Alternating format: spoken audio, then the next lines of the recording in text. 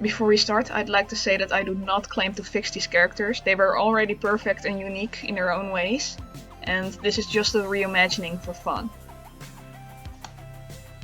This is Dr. Alexander Pauf. He is a scientist that used to test on lab rats until he got into a fight with his colleague who abused animals for fun, and he kind of died in the process.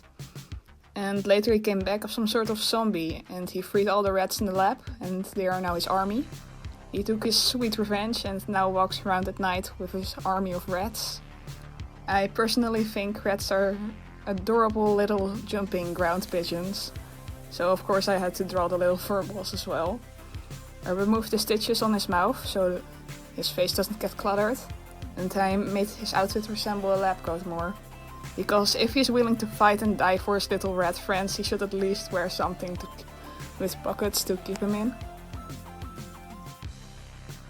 Moving on to another lab creature. This is Strike. He was made in a lab. He had the love of his life being taken away from him, and he was almost killed by a raging hybrid.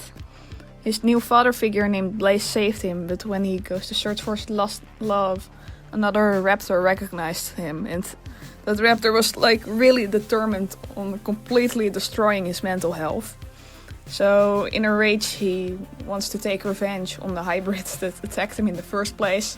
He nearly dies again, father figure saves him again, and he reunites with his love. Only the father figure gets jealous and leaves, and now Strike wishes that he never left in the first place. So after reading all of that, I could only think of one thing, and that was, it's not enough trauma. So not only did Strike nearly die 2 times, I like to believe that he had one of his eyes clawed out by the hybrid as well. But don't worry, since society is apparently advanced enough to make creatures in a lab, they can give him another eye.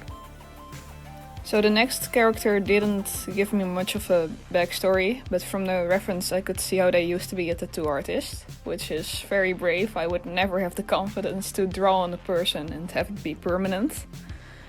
But anyways, I removed the sleeves completely so they could show off their tattoos. And I also changed the hairstyle for no reason at all. I know it doesn't make much sense, but then again, when does something make sense?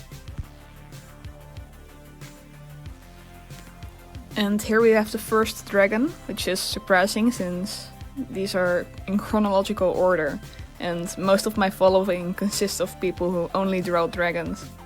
But this is Vitrana, sorry if I pronounced it wrong, I'm really sorry. She is a crystal dragon with shiny scales and crystals instead of horns and spikes. However, that was not enough for stupid little me, so I gave her crystal wings as well. And I made her color palette a little darker, so you can see her crystals better. Here we have the second dragon on the list. This little guy is Bandit. I absolutely loved his insect traits, so I tried to blend those with the rest of his design. Also, his mouth made me think of a bird beak, so yeah, you can see what happened there.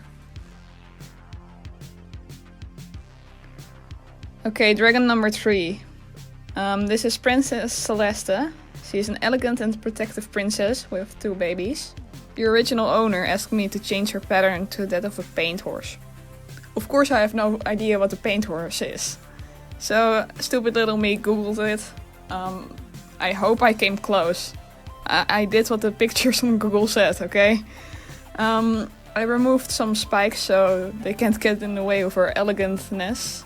And I gave her more jewelry because she deserves it. And also one of her babies took a bite out of her ear, but yeah, that's how kids are. Okay, last sacrifice for today. This is Ren. She lived in a place with constant war. Her parents died, and to avoid getting killed as well, she ran away. She managed to help a few orphans, but later she starved. 2 gods found her dead body and made her a demigod to take her in as their own, and basically give her a second chance at life. The gods were sort of fox humanoid thingies, so that's why she looks like one as well. But eventually they had to leave her and they cast a spell on her to make her appear like a normal human. But everyone around her died, and she kept on living because she was a demigod, and that made her very anxious. She lies a lot because she often thinks the truth is too harsh and she doesn't want to get people hurt. She's very much into dark magic. So her hair color reminded me a lot of those desert foxes. So I got some inspiration from that. To like change her fox traits a little. I gave her darker eyes to match those foxes as well. Because she lies a lot, I gave her pockets in her shirt so she can kind of hide her hands.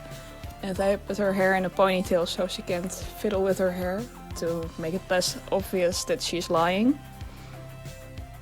I know it's probably just a sparkle on the drawing, but the sparkle just made the knot in her ribbon look like a rose. And you can't convince me otherwise, it's a rose now.